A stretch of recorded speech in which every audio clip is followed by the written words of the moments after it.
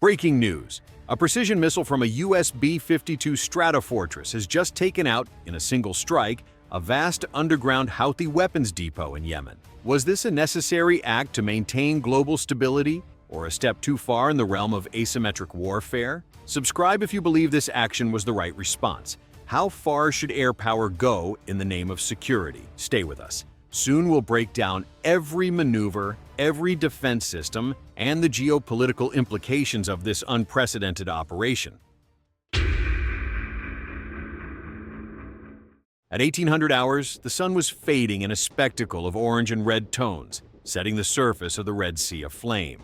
At 36,000 feet of altitude, a gigantic U.S. Air Force B-52 Stratofortress glided solemnly, its silhouette outlined against the twilight sky. It was part of the 20th Bomb Squadron, a group with more than 100 combat missions on record, and its mission that evening was clear: to ensure the safety of maritime navigation in Bab el-Mandeb, a critical choke point through which nearly one-third of global trade passes. Inside the immense metal shell, 5 men and women formed a perfectly synchronized team. At the helm, Commander Murray, with more than 5,000 flight hours to his name, managed every altitude and heading parameter. To his right, the navigation officer, Lieutenant Ruiz, calculated wind drift and corrected the course in real time. Behind them, the electronic warfare team, led by Captain Nguyen, kept constant watch over frequency bands, ready to counter any attempt at interference. In the rear section,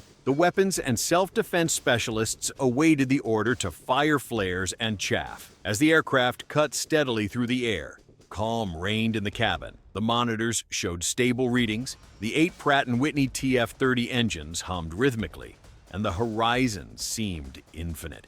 However, beneath the rocky hills of Saada, a Houthi radar complex, enhanced with Iranian technology, had locked onto the B-52. An IS-90 radar, hidden under a bed of dry vegetation, detected the engine echoes and fixed the flying fortress's exact position. At 24 kilometers away and moving at near supersonic speed, an SA-6 gainful launcher was preparing to fire. Camouflaged as a cluster of rocks, the vehicle remained motionless until the missile clamps were released. With a muffled roar, the projectile erupted, swallowed by the onset of night. Simultaneously, in the B-52 cockpit, Captain Nguyen gave the order: jamming active, frequency 6.2 GHz.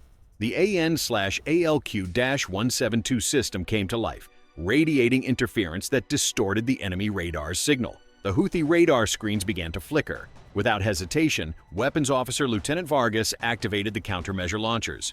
20 MJU-7A and B infrared flares scattered in a fan, followed by 40 R180 chaff cartridges from the AN/ALE-45 dispensers. A cloud of sparks and metallic filaments momentarily blinded the enemy weapon.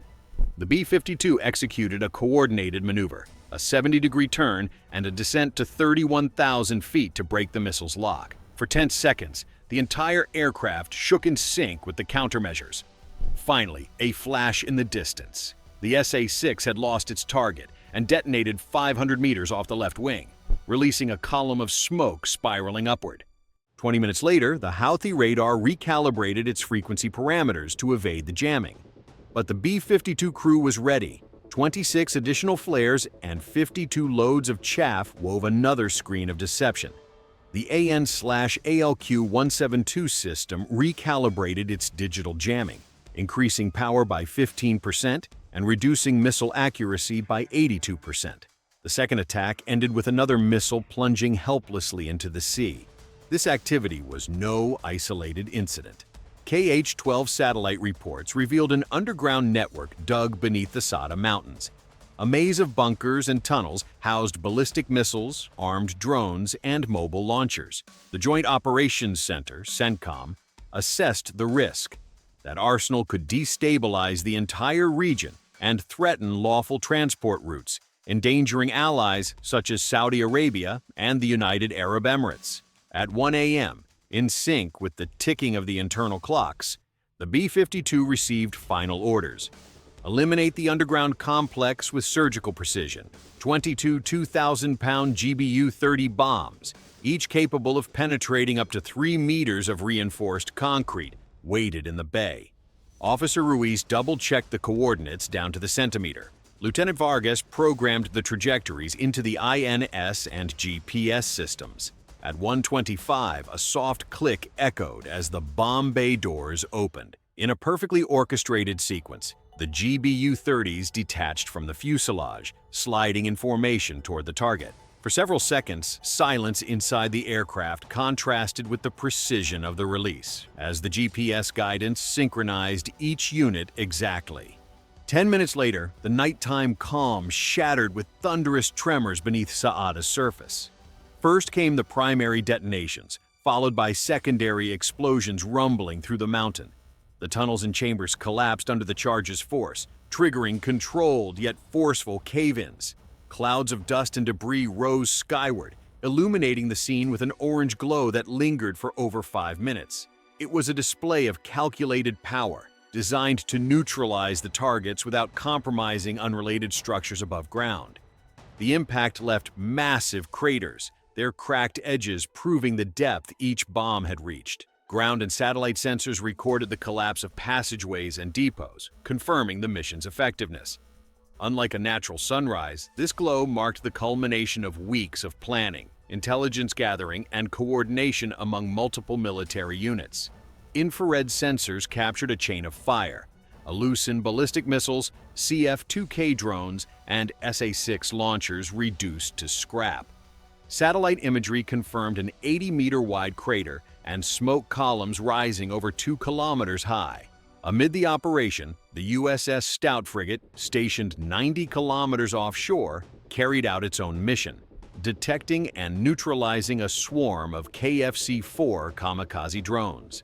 Thanks to its AN/SPY-1 radar, the Stout intercepted the drones at 34 kilometers out. Gunners and interceptor systems, including SM-2 MR Block 3 missiles, declared the hostile force neutralized. By 5 a.m., the frigate shifted targets. A Houthi command center was struck by 9 SM-6 missiles modified for land attack. The thunder echoed across the deck, where sailors watched destroyed antennas and disabled armored vehicles. With dawn's arrival, the USS Dwight D. Eisenhower launched 9 squadrons of FA-18E Super Hornets. Each wing carried a mix of AGM-158 JASSMS and JSOW bombs, designed for penetration and target saturation. In successive waves, they released 54 projectiles that demolished 24 ballistic missiles, 17 CF-2K drones, and 6 mobile launchers. Then the USS Gravely Destroyer finished the job with 8 Tomahawk missiles against a secondary depot, sealing the mission with a decisive blow. By mid-morning around 9:15, an MQ-1C Gray Eagle drone equipped with state-of-the-art electro-optical and infrared sensors detected an SA-6 launcher mounted on a tactical truck, creeping slowly along a dirt road. The operations center, after verifying the signal, ordered the mobilization of an air detachment.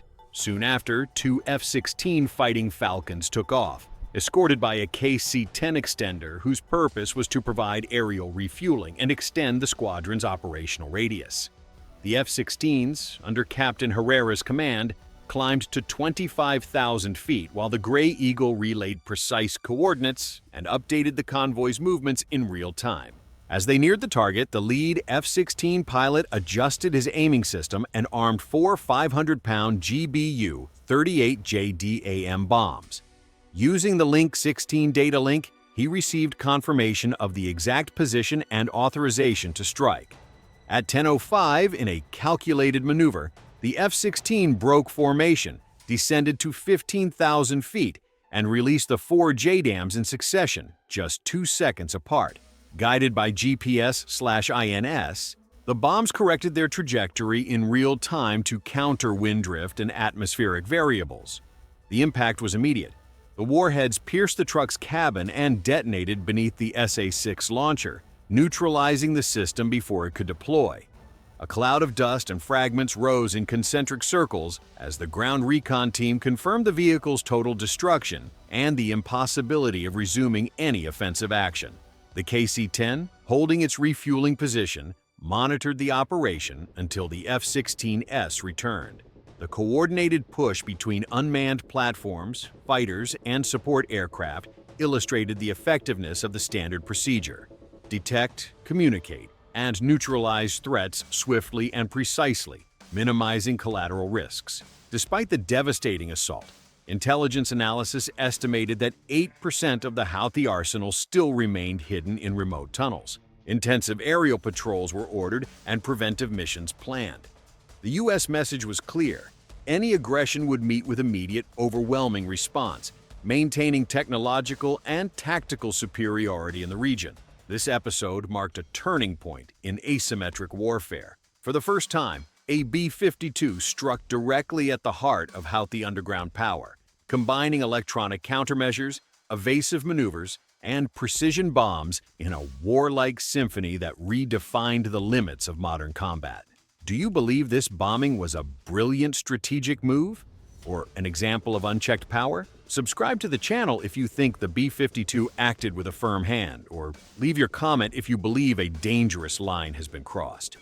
Turn on the notification bell so you don't miss our next analysis, where we'll confront voices for and against these surgical strikes. The future of war is being written right now, and we want to know your position.